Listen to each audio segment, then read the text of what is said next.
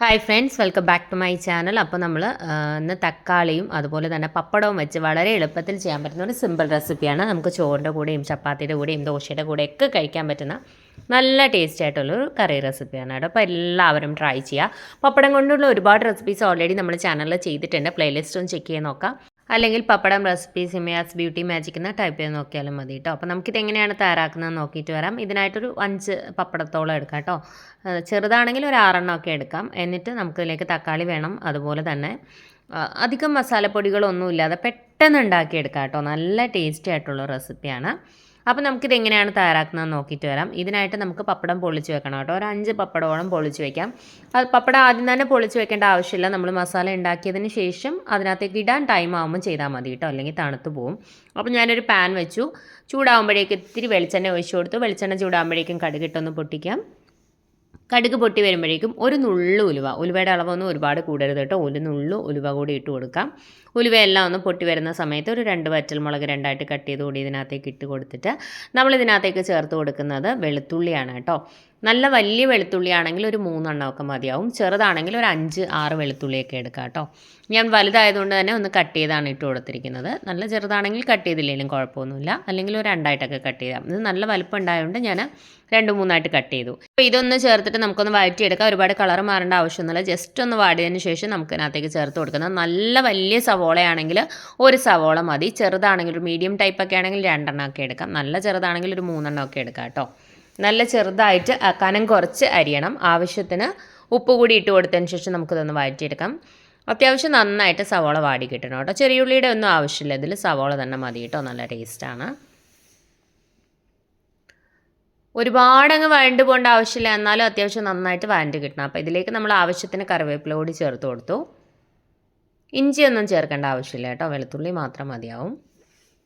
നല്ല ടേസ്റ്റാണ് കേട്ടോ. പപ്പടം കറികൾ എപ്പോഴും നല്ല ടേസ്റ്റാണ്. ഉണ്ടാക്കി നോക്കാത്തവരുണ്ടാക്കി നോക്കാം കേട്ടോ. തേങ്ങ അരച്ചിട്ടും ഒക്കെ ചെയ്യാൻ പറ്റും. പല രീതിയിൽ ചെയ്യാറുണ്ട്.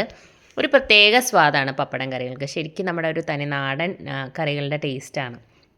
അപ്പോൾ സവോള നന്നായിട്ട് അത്യാവശ്യം ഒന്ന് വാടി വന്ന സമയത്ത്, ഒന്ന് കളറൊക്കെ ചേഞ്ചായി വരുന്ന സമയത്ത് ഞാൻ ഇതിനകത്തേക്ക് നല്ല വലിയ ഒരു തക്കാളി, നല്ല പഴുത്ത തക്കാളിയാണ്, നല്ല വലുപ്പമുള്ള ഒരു തക്കാളിയാണ്. അപ്പോൾ ഒരു മീഡിയം ടൈപ്പൊക്കെ ആണെങ്കിൽ ഒരു 1.5 തക്കാളിയൊക്കെ ചേർത്ത് കൊടുക്കാം. നല്ല ചെറുതാണെങ്കിൽ 2 എണ്ണം ചേർത്തോളൂ കേട്ടോ. എന്നിട്ട് ചെറുതായിട്ട് കട്ട് ചെയ്തിട്ട് കൊടുക്കുക. ഇനി ഈ തക്കാളിയും കൂടെ ഒക്കെ ഒന്ന് ഉടഞ്ഞ് വരണം. ഇതും കൂടെ ഒന്ന് ഉടഞ്ഞ് വരുമ്പോഴേക്കും നമുക്കിതിനകത്തേക്ക് പൊടികൾ ചേർത്ത് കൊടുക്കാം. അപ്പോൾ ഇതൊന്നായി വരട്ടെ. നല്ല ചെറുതായിട്ട് അരിഞ്ഞെടുത്തോളൂ കേട്ടോ. അപ്പോൾ പെട്ടെന്ന് തന്നെ തക്കാളി വാടി കിട്ടും. ചിലർ ഈ സവോളയും തക്കാളിയൊക്കെ പെട്ടെന്ന് വാടി കിട്ടാൻ വേണ്ടിയിട്ട് ഒരു നുള്ളു പഞ്ചസാരയൊക്കെ ചേർക്കും കേട്ടോ. അപ്പം ഇതൊന്ന് വാടി വരുന്നുണ്ട്. ഈ സമയത്ത് ചെറിയൊരു നെല്ലിക്ക വലുപ്പത്തിലുള്ള പുളി ഒരു 1/4 ഗ്ലാസ് വെള്ളത്തിൽ നന്നായിട്ടൊന്ന് കുതിരാൻ വേണ്ടി വെക്കണം കേട്ടോ. അത് കഴിഞ്ഞൊന്ന് ഞെരടി പിഴിഞ്ഞ് വെക്കണം. 1/4 ഗ്ലാസ് വെള്ളം മതി. ഒരു ചെറിയ നെല്ലിക്ക വലുപ്പത്തിലുള്ള പുളി. അപ്പം തക്കാളിയൊക്കെ അത്യാവശ്യം നന്നായിട്ട് ഉടഞ്ഞു വന്നു. ഒരു 1/4 ടീസ്പൂൺ മഞ്ഞൾപ്പൊടി, 1 ടീസ്പൂണോളം മുളക് പൊടി, എരിവിനനുസരിച്ച് ചേർക്കാം. എരിവ് കൂടുതൽ വേണ്ടുന്നവർക്ക് കൂടുതൽ ചേർക്കാം. 1 ടീസ്പൂൺ നല്ല നിറച്ചെടുക്കുക മല്ലിപ്പൊടി, 1 ടീസ്പൂൺ മതിയാവും കേട്ടോ. മുളക് പൊടിയൊക്കെ നിങ്ങളുടെ എരിവിനനുസരിച്ച് ചേർക്കണം. ഇനി ഒരു 1/4 ടീസ്പൂണോളം ഗരം മസാല, അതല്ലാന്നുണ്ടെങ്കിൽ ചിക്കൻ മസാല, ഏതാ വെച്ചാൽ നിങ്ങളുടെ ഇഷ്ടത്തിനനുസരിച്ച് നിങ്ങളുടെ കയ്യിൽ ഏതാണോ അവൈലബിൾ ആയിട്ടുള്ളത് അതിനനുസരിച്ച് ചേർത്ത് കൊടുക്കാം. എന്നിട്ട് ആ പൊടികളുടെ റോ ടേസ്റ്റ് മാറുന്നവരെ നമുക്കൊന്ന് വഴറ്റിയെടുക്കാം. ഫ്ലെയിം കുറച്ച് വെച്ചിട്ട് വഴറ്റിയെടുത്തോളൂ. ആ പൊടികളുടെയൊക്കെ ആ ഒരു റോ ടേസ്റ്റ് ഒന്ന് മാറിക്കഴിയുമ്പോൾ വേണം നമ്മൾ എടുത്ത് വെച്ചിരിക്കുന്ന പുളിവെള്ളം ഇതിലേക്ക് ഒഴിച്ചു കൊടുക്കാൻ. പുളിവെള്ളം ഒഴിക്കുമ്പോൾ ഒരു കാര്യം പ്രത്യേകം ശ്രദ്ധിക്കുക. പുളിയുടെ അളവങ്ങ് ഒരുപാട് കൂടരുത്. കാരണം നമ്മൾ ഓൾറെഡി തക്കാളി ചേർത്തിട്ടുണ്ട്. അതുകൊണ്ട് തന്നെ നിങ്ങളുടെ പുളിക്ക് അനുസരിച്ച് മാത്രം ചേർത്ത് കൊടുക്കുക. ഒരുപാടങ്ങ് ഒഴിച്ചു കഴിഞ്ഞാൽ പുളി കൂടിപ്പോവും. ആദ്യം കുറച്ച് ചേർത്ത് കൊടുക്കുക. എന്നിട്ട് പുളി ഒന്ന് ചെക്ക് ചെയ്തിട്ട് പിന്നീട് വേണമെന്നുണ്ടെങ്കിൽ ചേർത്ത് കൊടുക്കുക കേട്ടോ. ആദ്യം തന്നെ ഒരുമിച്ച് ഒഴിക്കരുത്. ആ പുളിവെള്ളം അതിനകത്തേക്ക് ഒഴിച്ചു കൊടുത്തിട്ട് നമുക്ക് നന്നായിട്ട് ഇളക്കി കൊടുക്കാം. ഈ സമയത്ത് ഉപ്പൊക്കെ ഒന്ന് ചെക്ക് ചെയ്ത് നോക്കണം കേട്ടോ. എക്സ്ട്രാ വേണമെന്നുണ്ടെങ്കിൽ ചേർത്ത് കൊടുക്കാൻ മറക്കരുത്. പുളിവെള്ളം ഒഴിച്ചതിന് ശേഷം നമ്മൾ ഉപ്പ് ചെക്ക് ചെയ്യണം. നമ്മളിതിലേക്ക് കുറച്ച് വെള്ളം കൂടി ഒഴിക്കുന്നുണ്ട് കേട്ടോ. എന്നിട്ടൊന്ന് ഉപ്പ് ചെക്ക് ചെയ്തിട്ട് എക്സ്ട്രാ വേണമെന്നുണ്ടെങ്കിൽ ഒഴിച്ചു കൊടുക്കാം.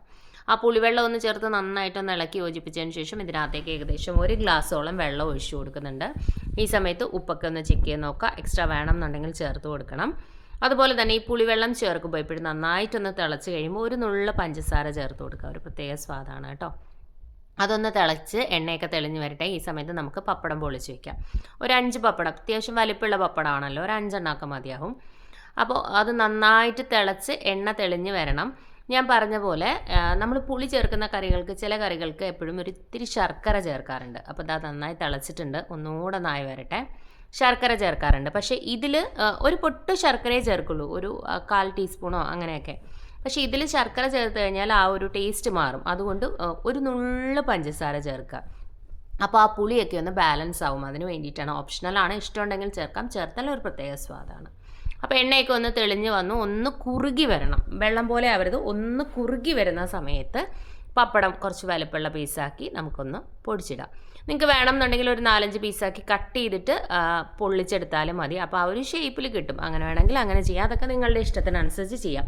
അല്ലെങ്കിൽ ഇതുപോലെ ഒരുപാടങ്ങ് പൊടിക്കരുത്, കുറച്ച് വലിയ പീസാക്കി ഇടണം കേട്ടോ. നന്നായിട്ട് ഇളക്കി കൊടുക്കാം. പപ്പടം ചേർത്തിട്ട് 1 മിനിറ്റ് ഒന്ന് മിക്സ് ചെയ്ത് കൊടുത്താൽ മതി. ഒരുപാട് നേരമായിട്ട് തിളപ്പിക്കുകയൊന്നും ചെയ്യരുത് കേട്ടോ. ഒരു മിനിറ്റ് പപ്പടം ചേർത്തിട്ട് ഫ്ലെയിം നല്ല ലോയിൽ വയ്ക്കുക. എന്നിട്ട് നന്നായിട്ടൊന്ന് മിക്സ് ചെയ്തെടുക്കുക. ഒരൊറ്റ മിനിറ്റ് മതിയാവും. ഇനി നമുക്കിതിനകത്തേക്ക് ആവശ്യത്തിന് മല്ലിയില ഇട്ട് കൊടുക്കാം കേട്ടോ. മല്ലിയില നല്ല ചെറുതായിട്ട് അരിഞ്ഞിട്ട് കൊടുത്താൽ നല്ലൊരു ടേസ്റ്റാണ്. ഒരു മിനിറ്റ് കൊണ്ട് നമുക്ക് ഓഫ് ചെയ്ത് വെക്കണം. നന്നായിട്ടൊന്ന് തിക്കാവണം. നിങ്ങൾക്ക് വേണം എന്നുണ്ടെങ്കിൽ ഒരു ഇത്തിരി കൂടി ഗ്രേവി വേണ്ടുന്നവർക്ക് ഒരു ഇത്തിരി കൂടി ഗ്രേവി ഉള്ള രീതിയിൽ പപ്പടം മിക്സ് ചെയ്താലും മതി. ഇതിപ്പോൾ ഞാനങ്ങ് ഒത്തിരി ഗ്രേവി ആക്കി എടുക്കുന്നില്ല, ഒന്ന് പരണ്ടിരിക്കുന്ന രീതിയിലാണ് എടുക്കുക. ചിലർക്ക് ഇത്തിരി ഗ്രേവി ആയിട്ട് വേണം എന്നുള്ളവരുണ്ടാവും. അങ്ങനെയാണെങ്കിൽ ആ വെള്ളം ഒരുപാട് അങ്ങനെ കുറുകുന്നതിന് മുന്നേ പപ്പടം ഇട്ട് കൊടുക്കുക കേട്ടോ. എന്ന് മിക്സ് ചെയ്തെടുത്താലും മതി. അതൊക്കെ നിങ്ങളുടെ ഇഷ്ടത്തിനനുസരിച്ച് ചെയ്യാം. ഞാൻ കുറച്ചൊരു മസാല പോലെയാണ് ചെയ്യുന്നത്. ഒന്ന് പുരട്ടി എടുക്കും കേട്ടോ.